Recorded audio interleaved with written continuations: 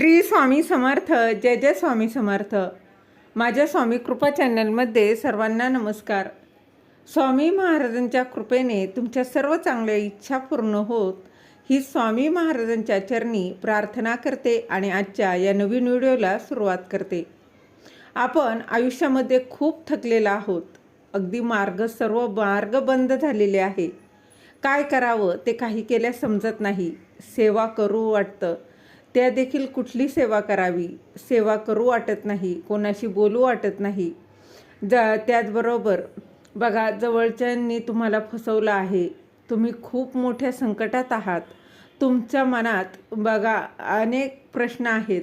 तुमचं मनाचं खच्चीकरण झालेलं आहे. आपल्या आयुष्यात जवळच्याच लोकांनी आपल्याला त्रास दिला आहे.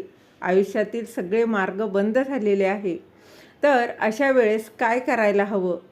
खूप लोकांच्या आयुष्यात, खरं तर सगळ्यांच्याच आयुष्यात दुःख हे आहेत, संकट आहे, वेदनांनी आपलं आयुष्य भरून आहे.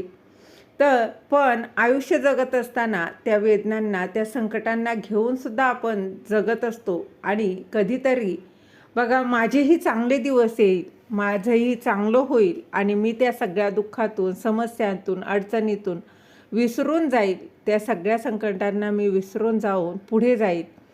ते याच्या आधी पण आपल्या आयुष्यात दुःख आलं असेल, सुख दुःख चालूच असतं. पण जेव्हा सुखाचे दिवस येतात, खरंच त्या वेदना आठवतात का? तर नाही. कारण सुखाचे दिवस इतके महत्त्वाचे वाटतात की आलेलं आयुष्य जे काही आपल्याला चांगलं घालवायचं आहे, भूतकाळाचा विचार करायचा नाही. पण हो, आपण ते दिवस जे आहेत तर ते विसरू शकत नाही. पण लोक आपल्यासोबत कसे वागले आहेत ना, त्या गोष्टी आपल्या नेहमी लक्षात असतात. आणि त्याच थोड्याशा बघा राग रुसवा घेऊनसुद्धा आपण चालत असतो. तर आजच्या व्हिडिओत मी तुमच्यासोबत याच्याच विषयी माहिती सांगणार आहे. तर स्वामी समर्थ महाराजांचा तारक मंत्राची काय ताकद आहे. महाराजांनी स्वतः आपल्यासाठी एक शस्त्र दिलं आहे की बाळा, तुझ्या दुःखामध्ये, तुझ्या संकटामध्ये, तुझ्या अडचणींमध्ये फक्त तू हे माझं तारक मंत्र ऐक, तारक मंत्र तू पठण कर. आपल्याला तारण्यासाठीच महाराजांनी एक मोठं ब्रह्मास्त्र आपल्याला ते दिलेलं आहे. पण त्याचा वापर आपण करतो का? फक्त घरात उठल्यावर तारक मंत्र लावतो आणि ऐकतो, छान वाटतं की अशक्य ही शक्य करतील स्वामी. हे मनात जरी आलं तरी आपल्या आयुष्यातील दुःख कमी होतं, संकट कमी होतात. कारण मनात एक जिज्ञासा निर्माण होते की नाही, माझ्यासोबत माझे महाराज आहेत, ते सर्व काही बघून घेतील. पण या तारक मंत्राचा वापर करून तुमच्या आयुष्यातील दुःख तुम्ही कमी करू शकता. तुमच्या आयुष्यातील जो काही त्रास आहे, अडचणी आहे, तर त्या तुम्ही नक्कीच कमी करू शकता. तुमच्या आयुष्यातील मानसिक त्रास असू द्यात, शारीरिक असू द्यात, आर्थिक असू द्यात, तो सर्व काही तुम्ही कमी करू शकता. तर ते कसं, तेच आपण या व्हिडिओत जाणून घेणार आहोत. तारक मंत्र काय आहे? सगळ्या जगाला माहिती आहे तारक मंत्र काय आहे. तर तारक मंत्र रोज बघा सगळेच जण आपण ऐकत असतो. तारक मंत्राचे अनुभवसुद्धा सगळ्या लोकांना आलेले आहे. तारक मंत्राचं तीर्थ आपण करत असतो आणि ते आपण बघा प्राशनही करतो. आता तारक मंत्राचं तीर्थ का करायचं हा प्रश्न आहे. तर बघा, तारक मंत्राचं तीर्थ का करायचं, तर सगळ्यात आधी निशंक हो निर्भय हो म्हणारे, प्रचंड स्वामी बळपाठीशी रे, अतर्क्य अवधूत हे स्मरणगामी, अशक्य ही शक्य करतील स्वामी. त्याच्यात एक एक ओवी अशी पण आहे की उगाची भीतोशी बळहे पडू दे, जवळी उभी स्वामी शक्ती कळू दे. जगी जन्म मृत्यू असे खेळ ज्यांचा, नको घाबरू तू असे बाळ त्यांचा. हे जेव्हा आपण ऐकतो की हा भीतो आहेच, आपले महाराज आपल्या पाठीशी आहे आणि जगी जन्म मृत्यू असे खेळ ज्यांचा, नको घाबरू तू असे बाळ त्यांचा.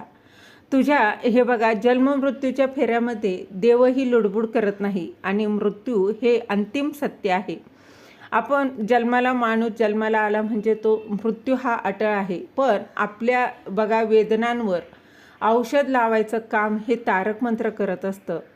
ब्रह्ममुहूर्तावर उठून आता ही बघा 21 किंबहुना तुम्ही जर महिनाभर जर तारक मंत्राचं हे पठण केलं, तारक मंत्राचं तीर्थ केलं, बघा महिनाभर केलं तर नक्कीच चांगलं अनुभव तुम्हाला येणार आहे. तुम्ही कितीही डिप्रेशनमध्ये गेलेला असाल बघा, किंवा खूप दुःखात तुम्ही अगदी बुडालेले आहात, संकटात अडकलेले आहात, बघा तुमची मनस्थिती चांगली नाही आहे, घरात काही ना काही अडचणी ह्या आलेल्या आहेत, तरी देखील तुम्ही हे तारक मंत्राचं बघा पठण नक्कीच करा. शक्यतो ब्रह्ममुहूर्तावर उठून नाही शक्य झालं तर बघा तुम्ही मन एकाग्रता जेव्हा असतं ना तेव्हा तुम्ही तारक मंत्राचं पठण आवर्जून करा.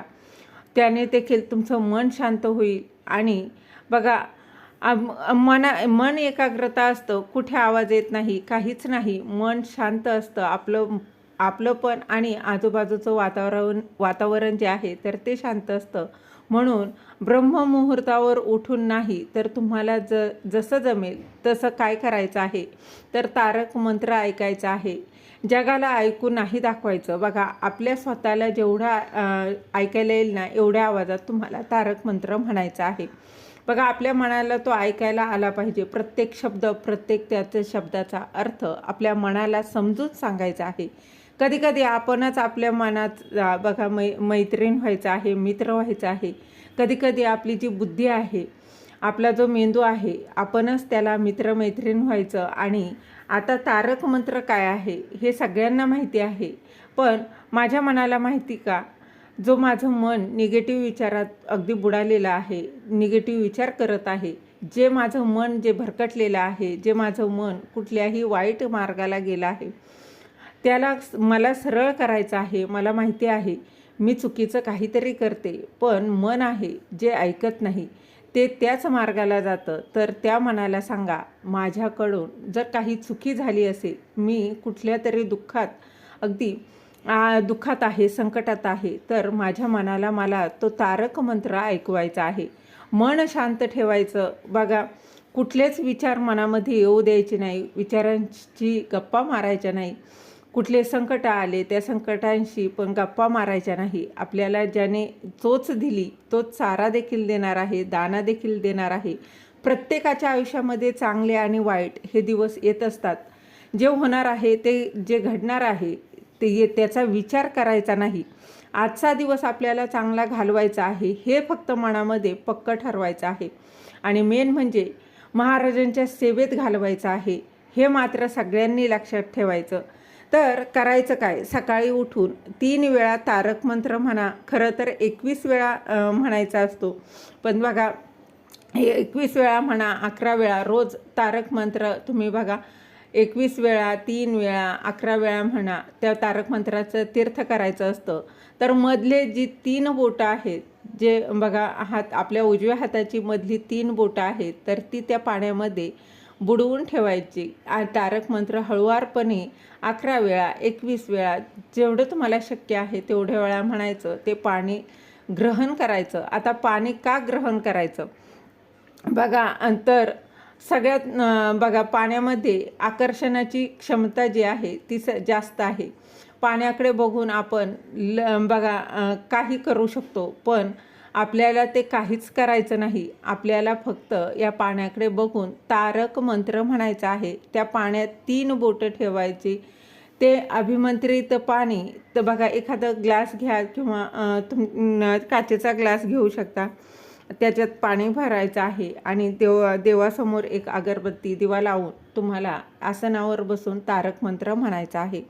आणि हे अभिमंत्रित पाणी असतं. तारक मंत्राची जी काही शक्ती आहे, जी काही ऊर्जा आहे, ती त्या पाण्यात येते. आणि ते पाणी आपण ग्रहण केल्यावर आपलेसुद्धा जे काही इंद्रिय आहेत ते सुद्धा ॲक्टिव्ह होतात. म्हणून ते तारक मंत्राच्या पाण्याची सेवा करायची असते. मग आता ही तुम्ही कशासाठी करू शकता, तर बघा तुमच्या आयुष्यातील प्रत्येक अडचणींसाठी ही सेवा तुम्ही करू शकता. तर बघा जसं की बघा तुमच्या आर्थिक काही अडचणी असतील, काही शारीरिक असतील, अगदी कुठल्याही अडचणींसाठी तुम्ही ह्या तारक मंत्राचं तीर्थ करू शकता. हे तारक मंत्राचं तीर्थ बघा, तारक मंत्रसुद्धा एका औषधाप्रमाणे काम करत असतो. आता काही तर रोज तुम्ही तुमच्या मनाला, माझ्या मनाला मी सांगते, मी माझ्या मनाशी गप्पा मारते की बघा तारक मंत्र आहे, मी तुला ऐकवत आहे, तू ऐक, असं बोलायचं आहे आणि तारक मंत्र म्हणायचं आहे. एखाद्या आपल्या बघा मुलीचं काही चुकलं तर आपण तिला चांगलं सांगतो की बाई माझं सांगायचं काम आहे, ऐकणं ना ऐकणं हे तुझं काम आहे.